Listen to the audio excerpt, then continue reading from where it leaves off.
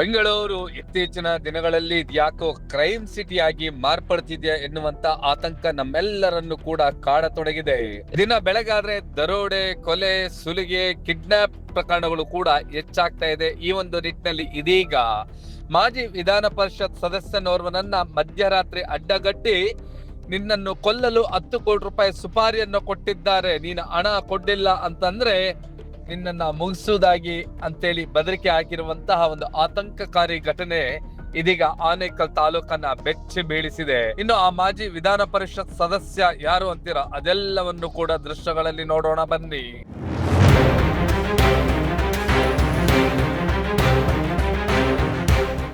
ಇವರೇ ನೋಡಿ, ಮಾಜಿ ವಿಧಾನ ಪರಿಷತ್ ಸದಸ್ಯರಾದಂತ BT ದಯಾನಂದ ರೆಡ್ಡಿರವರು ಗೋಲ್ಡ್ ಕ್ಯಾನ್ ಕ್ಲಬ್ ನ ಮಾಲೀಕರು, ಹಾಗೆಯೇ ರಿಯಲ್ ಎಸ್ಟೇಟ್ ಉದ್ಯಮಿ ಹಾಗೂ ಬೊಮ್ಮಸಂದ್ರ ಕೈಗಾರಿಕೆಗಳ ಮಾಲೀಕರ ಸಂಘದ ಮಾಜಿ ಅಧ್ಯಕ್ಷರು ಕೂಡ ಹೌದು. ಈ ಒಂದು ಪ್ರದೇಶದಲ್ಲಿ ಒಂದಷ್ಟು ಪ್ರಭಾವವನ್ನ ಹೊಂದಿರತಕ್ಕಂತಹ ದಯಾನಂದ ರೆಡ್ಡಿರವರನ್ನ ಯಾರು ರಾತ್ರಿ ಸುಮಾರು 12:15ರಲ್ಲಿ ಇವರು ಗೋಲ್ಡ್ ಕಾಯಿನ್ ಕ್ಲಬ್ ನಿಂದ ಹೊರಟಂತ ಸಂದರ್ಭದಲ್ಲಿ ಈಲಲಿಗೆ ಬಳಿ ಬಂದು ಇವರ ಕಾರನ್ನ ಬೈಕ್ ನಲ್ಲಿ ಬಂದಂತ ಇಬ್ಬರು ಅಪರಿಚಿತರು ಅಡ್ಡಗಟ್ಟಿದ್ದಾರೆ. ನಿಮ್ಗೆ ಗಿಫ್ಟ್ ಬಂದಿದೆ ಅಂತ ಹೇಳಿ ಅಡ್ಡಗಟ್ಟಿ ಕಾರ್ ಡೋರ್ ಓಪನ್ ಆಗ್ತಾ ಇದ್ದಂತೆ ಕಾರಿನ ಒಳಗೆ ಓರ್ವ ನುಗ್ಗಿದ್ದಾನೆ. ಹಾಗೆಯೇ ಹಿಂದೆಗಡೆಯೇ ಒಂದು ಕಾರ್ನಲ್ಲಿ ಇವರನ್ನ ಫಾಲೋ ಮಾಡಿದ್ದಾರೆ. ನಂತರ ಗನ್ ತೆಗೆದು ಅವರ ಕುತ್ತಿಗೆಗೆ ಇಟ್ಟು ನಿಮ್ಮನ್ನ ಮುಗಿಸೋದಿಕ್ಕೆ ಸುಪಾರಿಯನ್ನ ಕೊಟ್ಟಿದ್ದಾರೆ ಅಂತೇಳಿ ಕುತ್ತಿಗೆ ಬಳಿ ಗನ್ ಇಟ್ಟಿದ್ದಾರೆ.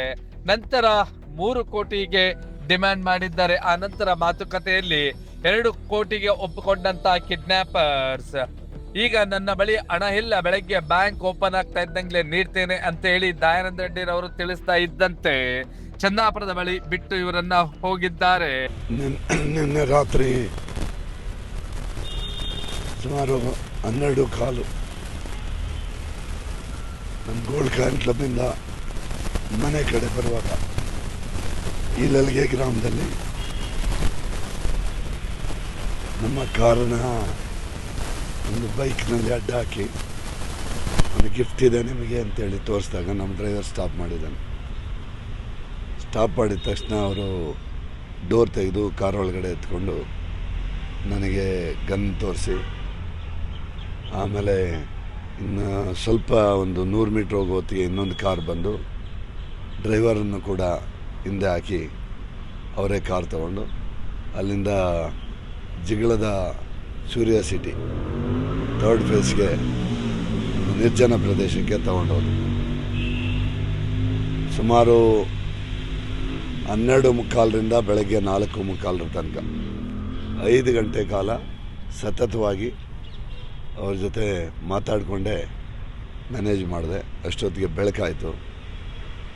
ಅವರಿಗೆ ನಾನು ಯಾಕಪ್ಪ ನೀನು ಏನು ಪ್ರಾಬ್ಲಮ್ಮು, ಯಾಕೆ ನನಗೇನು ಇದು ಮಾಡ್ತಾಯಿದ್ರಿ ಏನು ಅಂದರೆ, ನಾವು ಇದರಲ್ಲಿ ಏನೋ ಟ್ರೇಡಿಂಗಲ್ಲಿ ದುಡ್ಡು ಕಳ್ಕೊಂಡ್ಬಿಟ್ಟಿದ್ದೀವಿ, ದುಡ್ಡು ಕಳ್ಕೊಂಡೆಲ್ಲ ಸಾಲ ಸೋಲ ಮಾಡ್ಕೊಂಡಿದ್ದೀವಿ, ಮಕ್ಕಳಿದ್ದಾರೆ, ಹಂಗಾಗಿ ಬೆಂಗಳೂರಿಗೆ ಬಂದ್ವಿ. ಬೆಂಗಳೂರಿಗೆ ಬಂದು ಇಲ್ಲಿ ನಾವು ಸುಮಾರು ಒಂದು 10-15 ದಿವಸದಿಂದ ನಾವು ಎಲ್ಲ ವಾಚ್ ಮಾಡ್ತಾಯಿದ್ವಿ. ವಾಚ್ ಮಾಡಿ ಇಲ್ಲಿ ನೀವು ನಿಮ್ಮ ಹತ್ರ ಹಣ ಇದೆ ಅಂಥೇಳಿ ಗೊತ್ತಾಯಿತು, ಈ ಭಾಗದಲ್ಲಿ ನೀವು ಒಳ್ಳೆ ಸ್ಥಿತಿವಂತರು ಅಂಥೇಳಿ.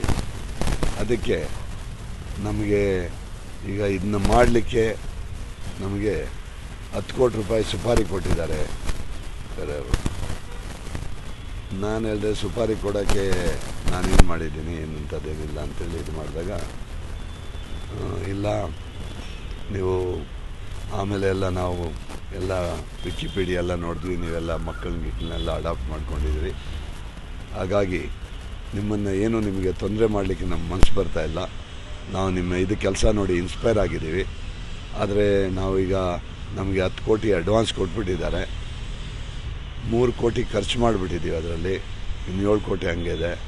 ಈ 3 ಕೋಟಿ ನೀವು ಕೊಟ್ಬಿಟ್ರೆ ನಾವು ಹೋಗಿ ಅವ್ರಿಗೆ ದುಡ್ಡು ವಾಪಸ್ ಕೊಟ್ಬಿಟ್ಟು ಈ ಥರದ ಒಳ್ಳೆ ಜನರ ಇದನ್ನು ನೀವು ನಮಗೆ ವಹಿಸಿದ್ದೀರಿ, ಇದನ್ನು ನಾವು ಮಾಡಲಿಕ್ಕೆ ನಮ್ಮಿಂದ ನಮ್ಮ ಮನಸ್ಸೊಪ್ಪಿಲ್ಲ ಅಂಥೇಳಿ ನಾವು ಹೋಗಿ ಹೇಳ್ಬಿಡ್ತೀವಿ ಅಂದರು.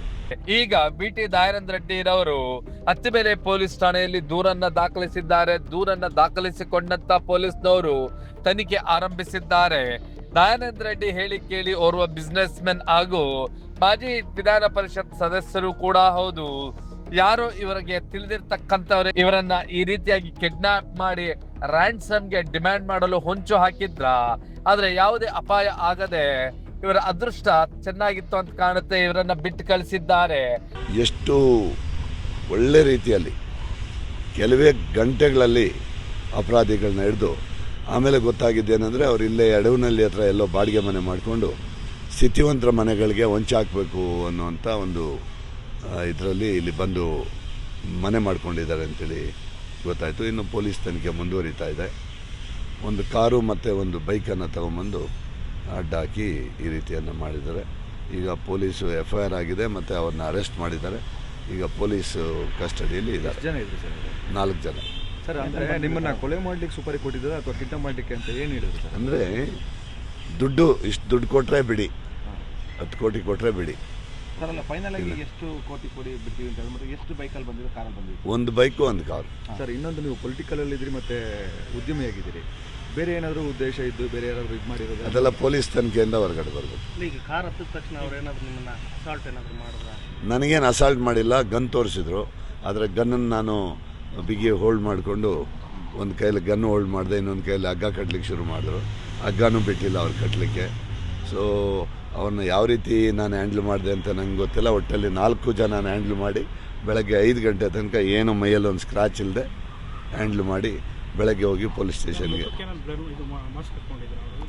ಏನು ಮಾಸ್ಕ್ ಏನೋ ನೋಡಿದ್ರ ಎಲ್ಲಾದರೂ ಅಂದ್ರೆ ಎಲ್ಲಿ ಗಂಟೆ ಕರ್ಕೊಂಡು ಹೋಗ್ಬೇಕು? ಅಂದರೆ ಜಿಗಳದಲ್ಲಿ ಸೂರ್ಯ ಸಿಟಿ 3rd ಫೇಸಲ್ಲಿ ಡೆಡ್ ಎಂಡ್ ಇದೆ ರೋಡ್, ಒಂದು ಎಡವನಹಳ್ಳಿಗೆ ಅಟ್ಯಾಚ್ ಆಗೋದು. ಅಲ್ಲಿ ತಗೊಂಡೋಗಿ ಬಿಟ್ಟರು. ಬೆಳಗ್ಗೆ ಆಮೇಲೆ ಅವ್ರಿಗೆ ಹೇಳಿಬಿಟ್ಟು ನಾನು 10 ಗಂಟೆಗೆ ಬ್ಯಾಂಕಲ್ಲಿ ದುಡ್ಡು ಡ್ರಾ ಮಾಡಿ ನಿಮ್ಗೆ ಕೊಡ್ತೀನಿ ಅಂತೇಳಿ ಸೀದಾ ಹೋಗಿ ಪೊಲೀಸ್ ಸ್ಟೇಷನ್ಗೆ. ಯಾರು ಸುಪಾರಿ ಕೊಟ್ಟಿದ್ದು ಅಂತ ಏನಾದ್ರು? ಅದೆಲ್ಲ ಪೊಲೀಸ್ ತನಿಖೆಯಿಂದ ಬರಬೇಕು. ಸರ್ ಈಗ ಮಾತುಕತೆ ಮಾಡಿದ್ರು ಅಂತ ಹೇಳಿದ್ರೆ ಯಾವ ಏಜಿನ ಹುಡುಗರು ಇರ್ಬೋದು ಸರ್? ಎಲ್ಲ ಒಂದು 27ರಿಂದ 32 ವಯಸ್ಸು. ಅಂದರೆ ನೀವು ಅಷ್ಟೊತ್ತಿಗೆ ಬರ್ತೀರಿ ಅಂತೇಳಿ ಮುಂಚೆ ಹೆಂಗೆ ಹಾಕಿದ್ರು? ಅಂದರೆ ಸುಮಾರು ಅಂದರೆ ಅವರು ಕಾದಿದ್ದಾರೆ, ಎಲ್ಲ ಫಾಲೋ ಮಾಡಿದ್ದಾರೆ. ಅಂದರೆ ಪ್ರತಿನಿತ್ಯ 12 ಗಂಟೆಗೆ ಹೋಗೋದು? ಇಲ್ಲ ಅವರು ಸುಮಾರು ದಿವಸದಿಂದ ಇದು ಮಾಡಿದ್ರು. ನಿನ್ನೆ ಲೇಟಾಗಿ ಯಾರೋ ನಮಗೆ ಗೆಸ್ಟ್ ಬಂದಿದ್ದರು, ಜಿಮ್ ಎಕ್ವಿಪ್ಮೆಂಟ್ಗೆ ಇದು ಬೇಕು ಅಂತೇಳಿ ಯಾರನ್ನೋ ಕರೆದಿದ್ವಿ. ಅದು ಸ್ವಲ್ಪ ಊಟ ಗೀಟ ಹಾಕಿ ಲೇಟ್ ಆಯಿತು. ಸೊ ಮುಗಿಸ್ಕೊಂಡು ಬರುವಾಗ ನಂಬರ್ ಕೊಟ್ಟಿರೋದು ಫೋನ್ ನಂಬರ್ ಆನ್ ಇದೆಯಾ ಇಲ್ಲ ಸ್ವಿಚ್ ಆಫ್ ಆಗಿದೆ? ಯಾರ್ದು? ಆ ನಂಬರ್ ಅದರಿಂದನೇ ಪೊಲೀಸರು ಇಡ್ಲಿಕ್ಕೆ ಆಯ್ತಲ್ಲ, ಅಲ್ಲ ಈಗ ಆನ್ ಇದೆಯಾ? ಗೊತ್ತಿಲ್ಲ. Okay thank you sir. ಆದ್ರೆ ಇತ್ತೀಚಿನ ದಿನಗಳಲ್ಲಿ ಆನೇಕಲ್ ಸುತ್ತಮುತ್ತಲು ಕಿಡ್ನಾಪ್ ಪ್ರಕರಣಗಳಾಗಲಿ ಅಥವಾ ಕೊಲೆ ಪ್ರಕರಣಗಳು ಹೆಚ್ಚಾಗ್ತಾ ಇದೆ. 3 ತಿಂಗಳ ಹಿಂದಷ್ಟೇ ಓರ್ವ ಉದ್ಯಮಿ ಬಾಲಪ್ಪ ರೆಡ್ಡಿಯನ್ನ ಇದೇ ರೀತಿ ಕಿಡ್ನಾಪ್ ಮಾಡಿ ಕೊಲ್ಲಲಾಗಿತ್ತು. ಈಗ ಅದೇ ರೀತಿಯಾದಂತ ಆತಂಕಗಳು ಇಲ್ಲಿನವರನ್ನ ಕಾಡ್ತಾ ಇದೆ. ಒಂದಷ್ಟು ಪೊಲೀಸ್ನವರು ಬಿಗಿ ಮಾಡಲಿಲ್ಲ, ಈ ಕ್ರಿಮಿನಲ್ಸ್ ವಿರುದ್ಧ ಕ್ರಮ ತೆಗೆದುಕೊಳ್ಳಿಲ್ಲ ಅಂದ್ರೆ ಈ ರೀತಿಯಾದಂತ ಅಪಾಯಗಳು ಮುಂದಿನ ದಿನಗಳಲ್ಲಿ ಕಟ್ಟಿಟ್ಟ ಬುತ್ತಿ ಎಂಬುದೇ ನಿಮ್ಮ ಬ್ಲೂಮ್ ಟಿವಿಯ ಆತಂಕವಾಗಿದೆ.